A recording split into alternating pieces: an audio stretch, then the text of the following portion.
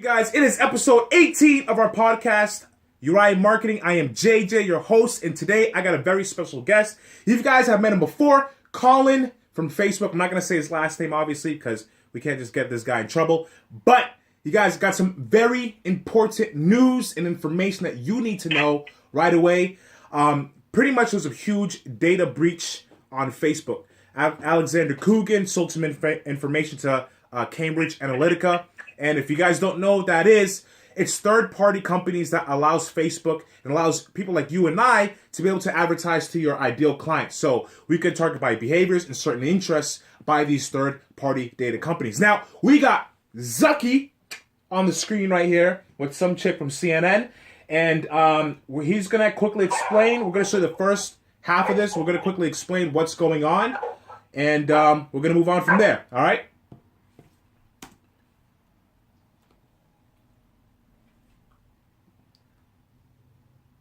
This was a major breach. I want to start with just a basic question, Mark. What happened? What went wrong? So this was a major breach of trust, and I'm really sorry that this happened. We have a basic responsibility to protect people's data, and if we can't do that, then we don't deserve to have the opportunity to serve people.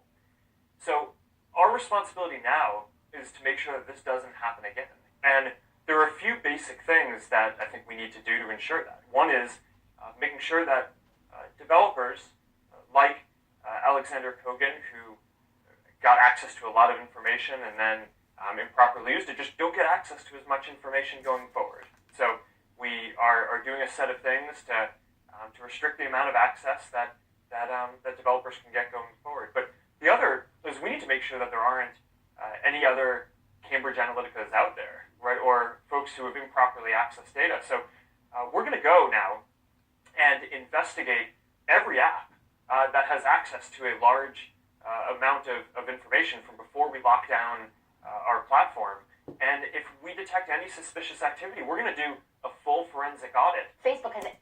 All right, so you guys heard it here first. Now, if you couldn't really hear that, we're going to be talking about what happened anyways. Colin from Facebook, one of the Facebook managers here who oversees hundreds of thousands of accounts, has managed millions and billions of dollars for other advertising agencies, helping them get their name and brand out there, is here with us today. Colin, can you, let's see here. Oh, I think we just lost him. Hold on. You guys know this is live, so I never do it. I don't know how to record anything. We're calling him back.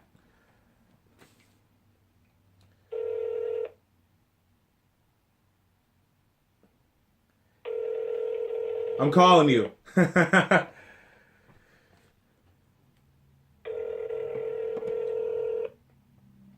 Is he picking up? I see him on the screen. I'm calling you.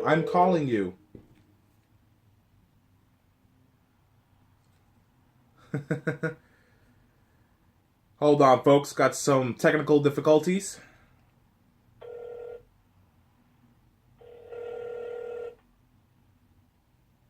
Sorry about that, man. No worries. All right, we're back. You guys know I don't know how to edit, so everything here is raw. But here is Colin, and let's get it started. Colin, introduce yourself. Alright, so obviously you introduced me. I work for Facebook, so I'm pretty familiar on the subject. I work in advertising support, so I do hear a lot about things like this. And there's been a little bit of, an effect that has been caused by this incident, and this incident has changed the way that advertising is going to be in regards to targeting and things like that, and that's why I'm very familiar with the situation, essentially. So yeah, a little bit about Cambridge Analytica. Basically, the whole incident started when there was a campaign for deleting Facebook, essentially, and that's when Facebook acknowledged the fact. That's when Mark Zuckerberg came out and, he said, hey, we're sorry, and you've seen that video there. That video came after, that campaign for deleting Facebook, and essentially the stocks of Facebook have been going down, the business has been going downhill.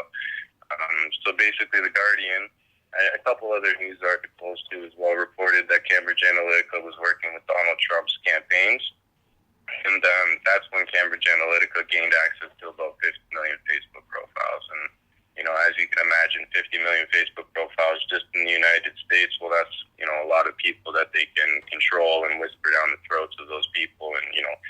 sort of try to get them to vote, either one way or the other, and they would, basically try to do that. So in 2014, this all roughly started with a guy named Kogan. He created an app called This Is Your Digital Life, and that roughly downloaded about 270,000 downloads.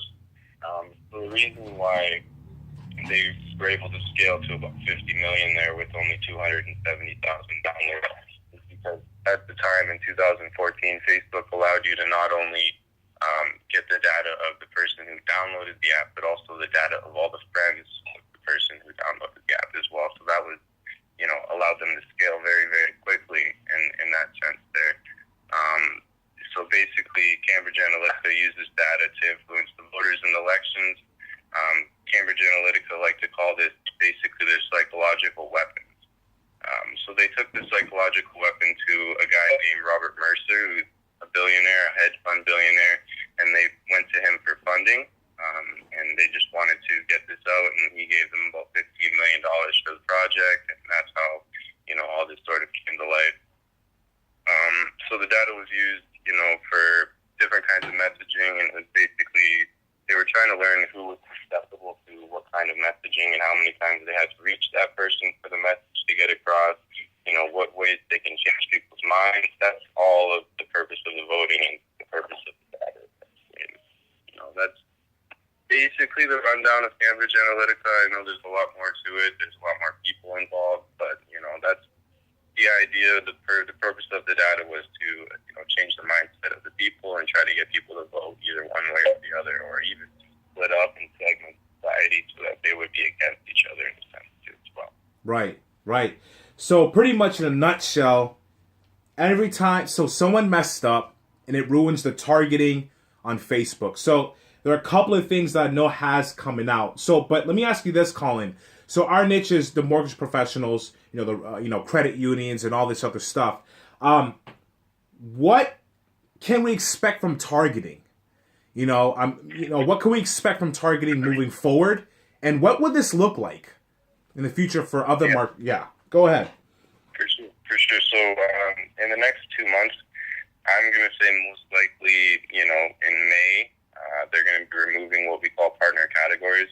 A lot of people don't really know what partner categories is, but it basically means the source of where the data comes from and where the interests come from. So these interests, they come from third-party data, research firms, much like Cambridge Analytica. And with the incident here, that essentially causes, them to remove these interests. So people who target like homeowners, people who target, loyal customers to a certain brand like Coca-Cola or whoever, all that information comes from third-party data. Mm-hmm. And basically removing this is going to affect a lot of the startup companies, the companies that don't have their huge client list, who don't have, 10,000 emails or don't have those lists. A lot of people start up with these interests that are under partner categories, and it's going to affect their startup a little bit. It's going to make it more difficult. So a lot of these people are going to have to probably either go more narrow in their targeting. They're going to either have to go maybe even more broad in their targeting as well, depending on what happens and how many interests they remove. They're going to have to definitely implement their pixel and start building their own audiences, because if they don't, they're basically going to not get very far, essentially, especially with your niche and especially with what you're in, for sure.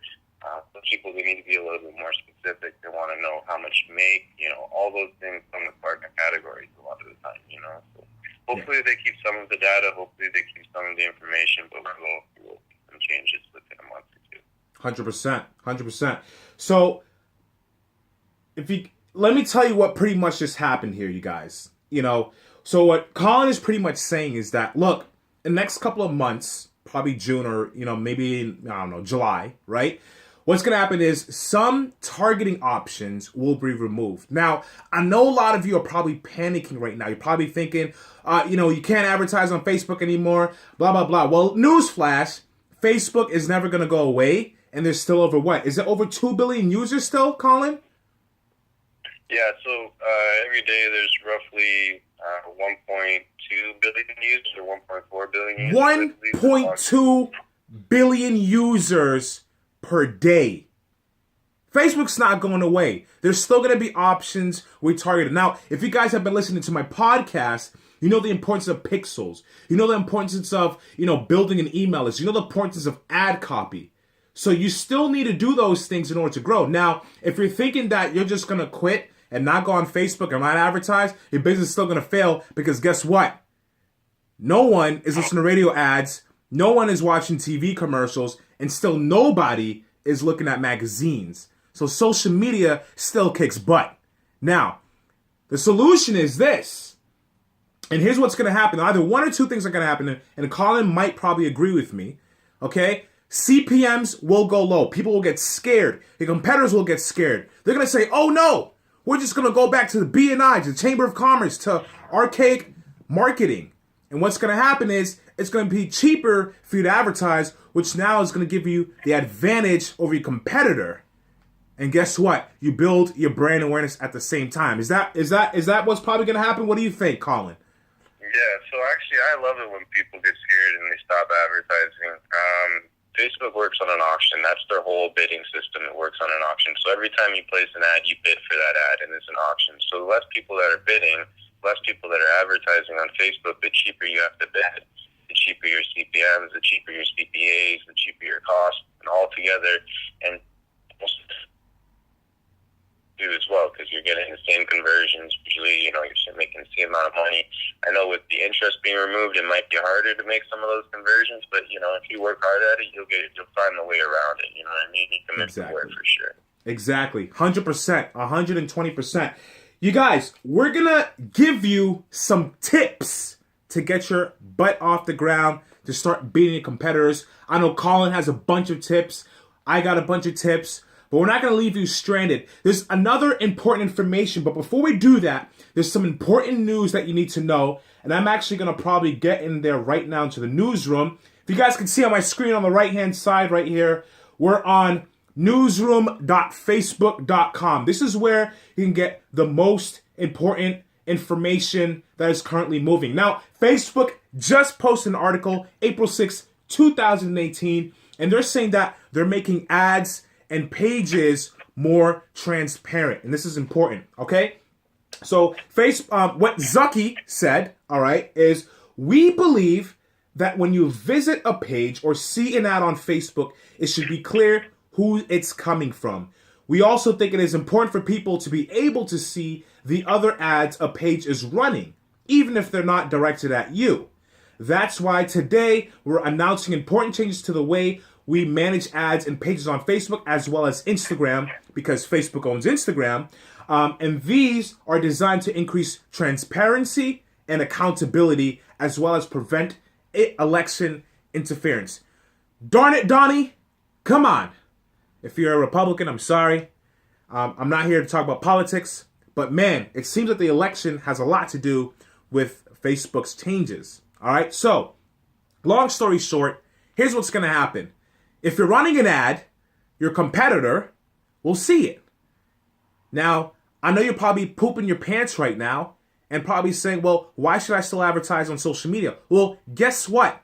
Your competitors who are advertising, you could probably see that their campaign is probably bogus.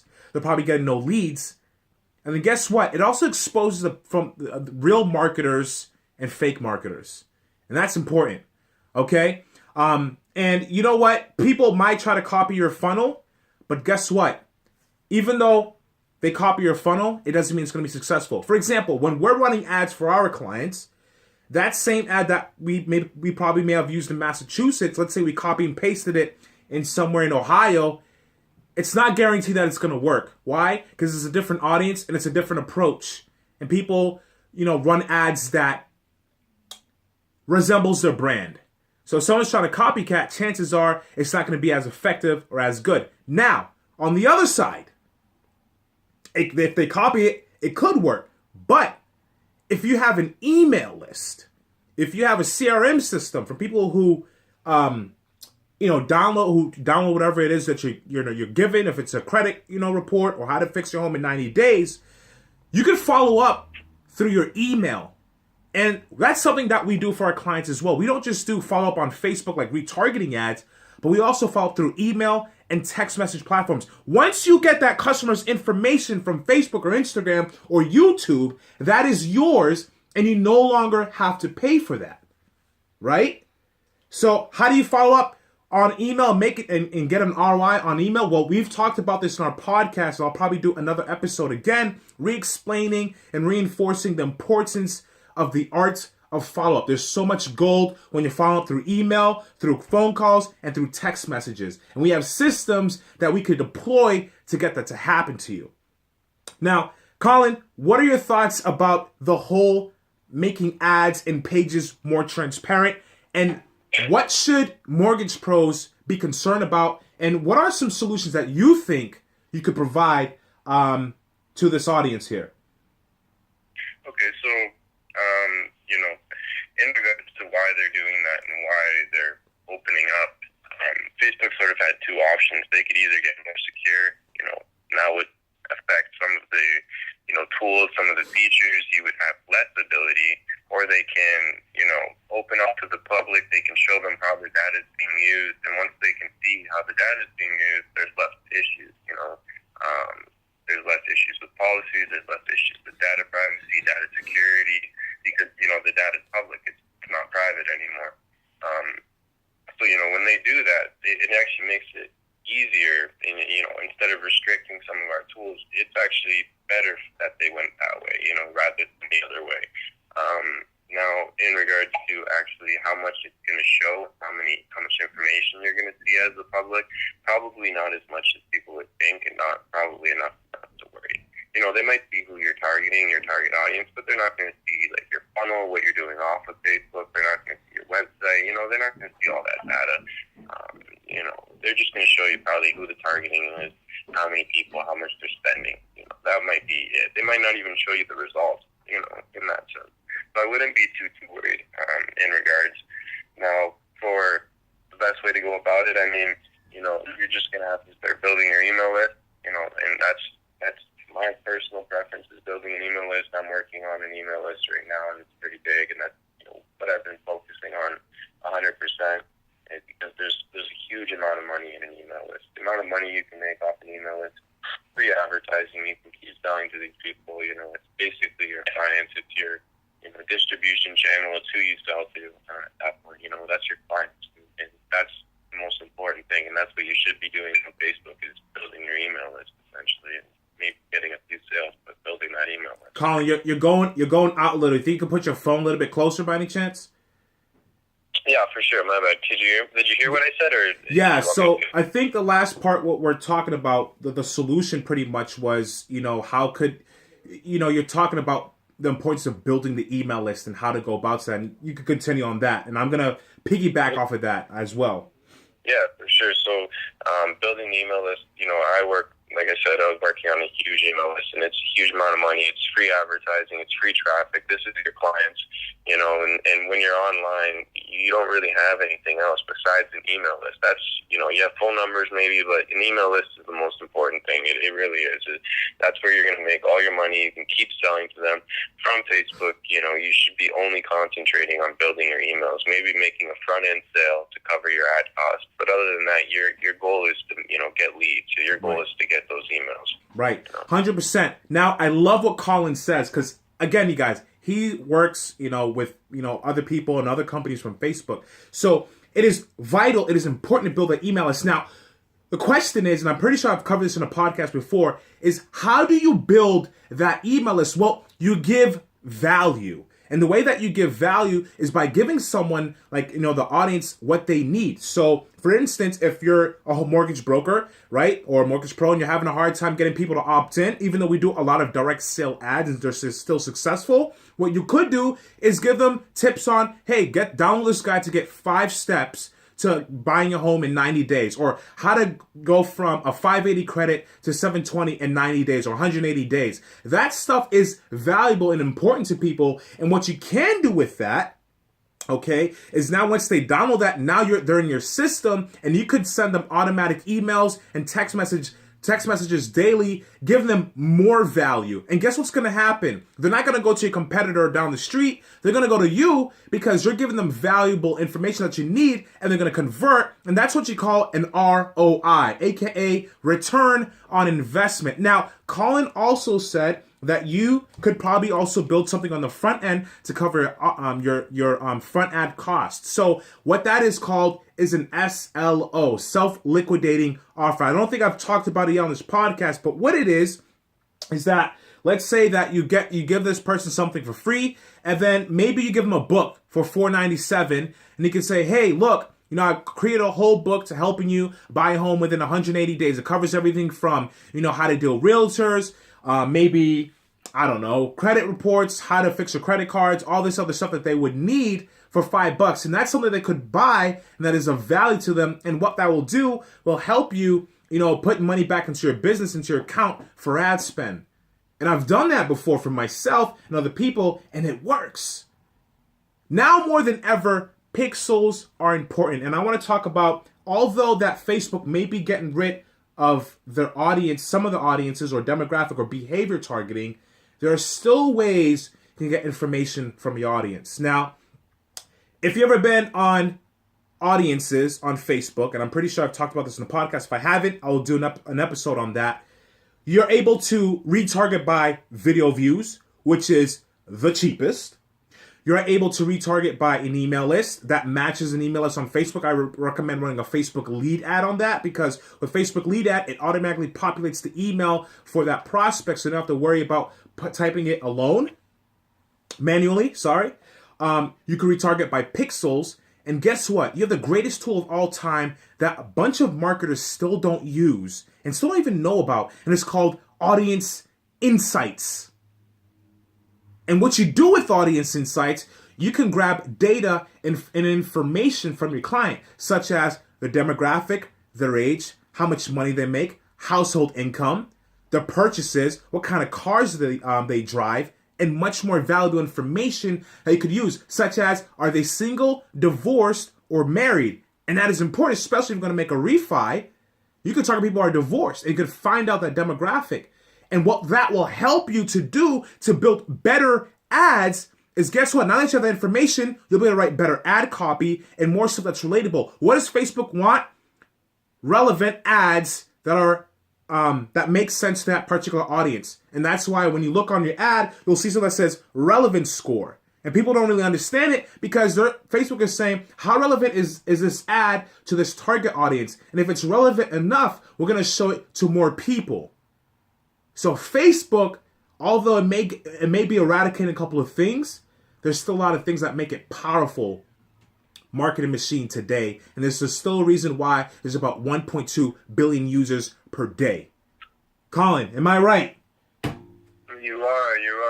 There's a lot of clever people out there who can make a lot of money with a little bit of, work. If you look at some of those huge Facebook pages, a lot of them, some of them, I'm sure they spent, $1 million, $2 million on ad spend, don't get me wrong. Mm-hmm. But, some of them, they started from nothing. They got all their followers up from nothing. They didn't even have ad spend. So you guys, you're working with business to have ad spend. You can get yourself up there. You can do different offers, different tactics, contests, giveaways. You can talk to your fans, engage with them. So, there's so many different ways to grow on Facebook than just advertising to a specific interest. You know what I mean? There's different ways you can spend money to advertise on Facebook. Advertising could be anything, you know what I mean?